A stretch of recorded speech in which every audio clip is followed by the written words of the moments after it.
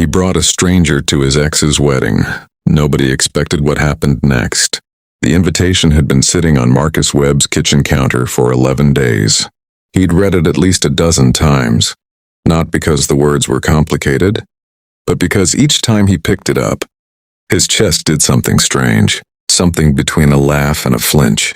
You are cordially invited to the wedding of Diane Calloway and Richard Harmon.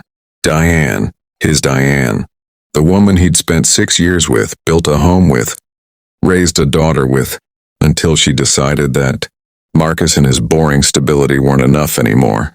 That was 3 years ago, and now she was marrying Richard Harmon, a hedge fund manager who wore watches that cost more than Marcus's truck. His daughter, Sophie, 9 years old, sharp as a tack, had already been asked to be a flower girl. So Marcus was going. There was no way around it. He told himself it didn't matter. He told himself he was over it. He stood in front of his bathroom mirror on more than one morning that week and practiced looking indifferent. It never quite worked. The truth was Marcus Webb was lonely, not in a dramatic way, not the kind of lonely that announces itself. It was the quiet kind, the kind that shows up at the end of a long shift, when you come home to a house that smells like your daughter's shampoo and leftover pasta and nothing else, the kind that whispers when you watch Sophie laugh at something on TV, and you realize there's no one sitting beside you to share the moment with. He was a good father. Everyone said so. His crew at the fire station said so. Sophie's teachers said so.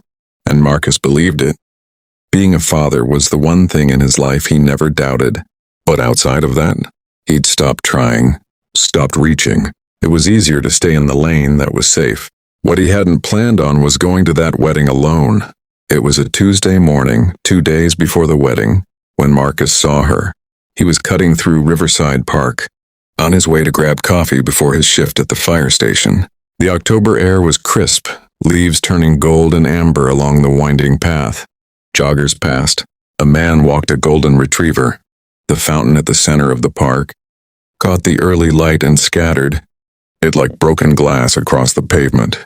She was sitting on a bench near the fountain, a woman who looked to be in her late 30s, wearing a jacket that was clean but far too thin for the morning cold. Her hair was pulled back neatly, almost deliberately so, the kind of neatness that takes effort when you have very little. Beside her feet sat a canvas bag, packed full and carefully organized, each item placed with precision. What stopped Marcus wasn't pity. He'd seen hardship before, in his neighborhood growing up, in the faces of people he'd carried out of burning buildings. Pity was too easy, too lazy an emotion for what he actually felt when he looked at her. It was the book in her hands. Great. Expectations by Charles Dickens. Dog-eared, cracked at the spine, well-read and clearly loved. She was completely absorbed in it.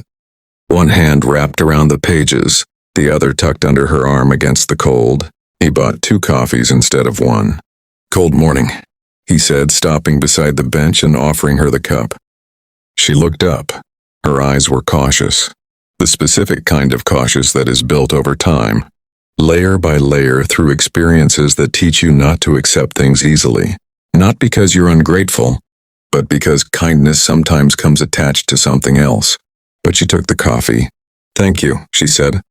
Her voice was quiet and clear. "I'm Eleanor." "Marcus." They talked for 40 minutes.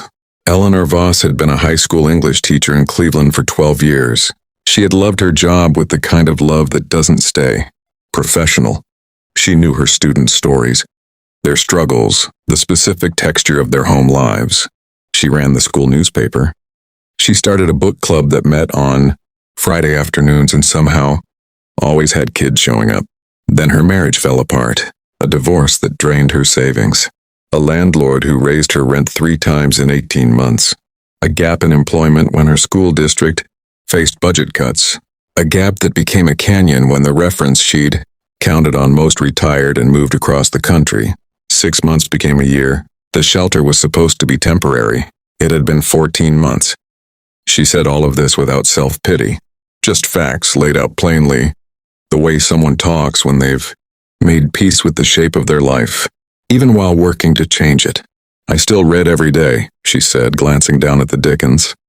It's the one thing that hasn't changed. Marcus looked at her for a moment. This woman sitting on a bench in the cold, reading Victorian literature at 7 in the morning, as composed and sharp as anyone he'd ever met. When he stood to leave, he did something that surprised even himself. I have a wedding to go to on Saturday, he said. My ex-wife's actually. It's complicated. There are going to be a lot of people there who feel sorry for me. And a lot of people who are going to be watching to see how I handle it. He paused and looked at her directly. I could use someone to talk to. Someone real, not someone performing for the occasion. Eleanor studied him carefully.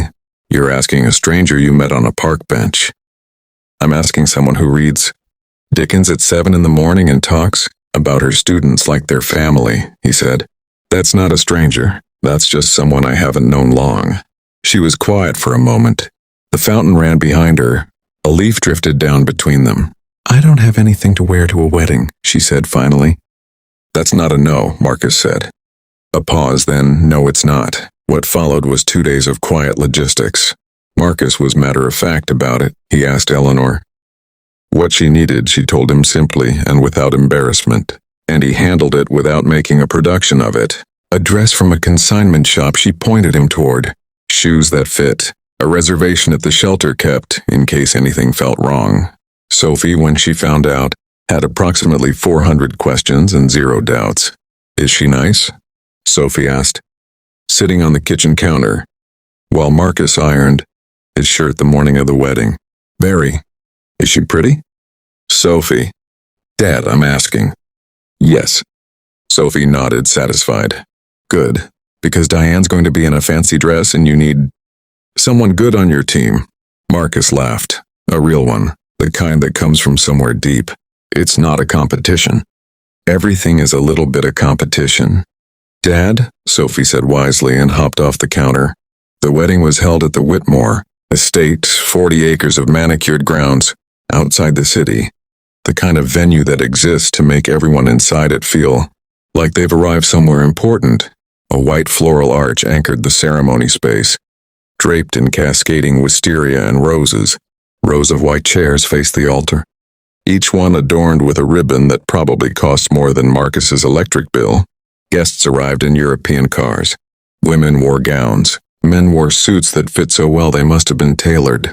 Servers circulated with champagne before the ceremony even began. Marcus wore his best navy suit. Sophie held his hand, her flower girl basket already half emptied because she'd been tossing petals at a squirrel in the parking lot and thought it was the funniest thing that had ever happened. Eleanor wore a deep emerald green dress, elegant, simple, exactly right. Her hair was down, falling past her shoulders. She walked beside Marcus, through the entrance garden with her chin up and her shoulders back, not with arrogance, but with the particular grace of a person who has lost a great deal and chosen, deliberately, not to let it take her posture too. People noticed, not in a dramatic way. No one stopped or pointed, but eyes followed her across the garden. And Marcus caught more than one person leaning toward their companion to ask a quiet question. Diane noticed immediately. Marcus saw it happen from 40 feet away. His ex-wife was standing near the bridal party laughing at something. And then her gaze crossed the garden and found him. And then found Eleanor. And something passed across her face too quickly to name. Not anger, not quite jealousy. Something more complicated than either. Then her smile reset smooth and practiced, and she turned back to her group. Richard Harmon didn't notice at all. He was near the champagne table, laughing too loudly at something he'd just said himself. The ceremony was genuinely beautiful, and Marcus let himself admit that.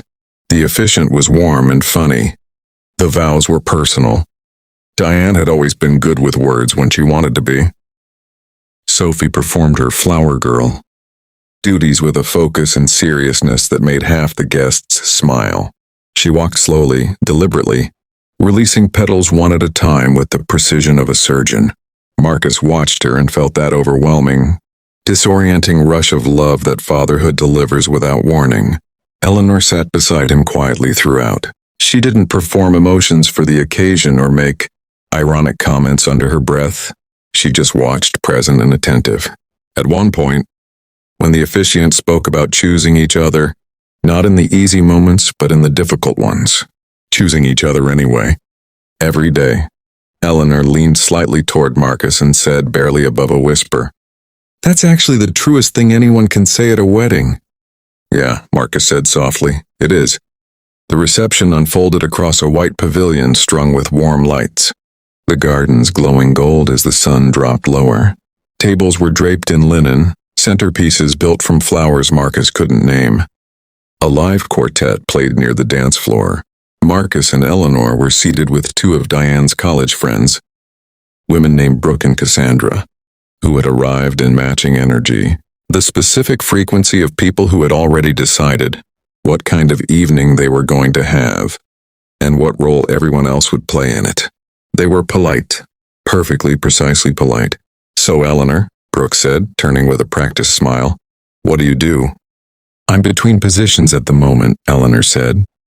"I spent over a decade as a high school English teacher." "Oh, lovely. Private school? Public school, Cleveland, Title I district?" She met Brooke's eyes evenly. The kids who had the least and needed the most. Something in the simplicity of that answer, no apology, no performance, just clarity, made Brooke pause. What followed was one of the most alive dinner conversations Marcus had witnessed in years. Eleanor talked about literature, the way other people talk about music they love, with specific joy, with stories with a memory attached to every book.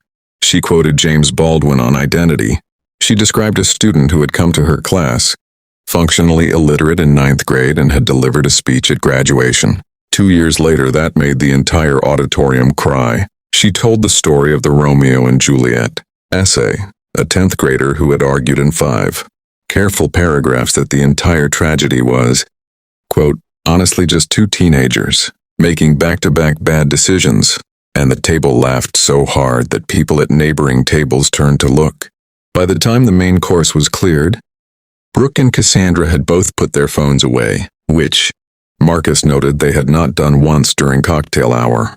By dessert, both women had exchanged numbers with Eleanor and asked, with genuine interest, whether she took on private tutoring clients. Eleanor said she would think about it. Marcus said nothing, just watched and felt something warm settle in his chest. Later, when Sophie had found the dessert table and declared it the greatest discovery of her life, Diane appeared at Marcus's side near the garden's edge. The party continued behind them.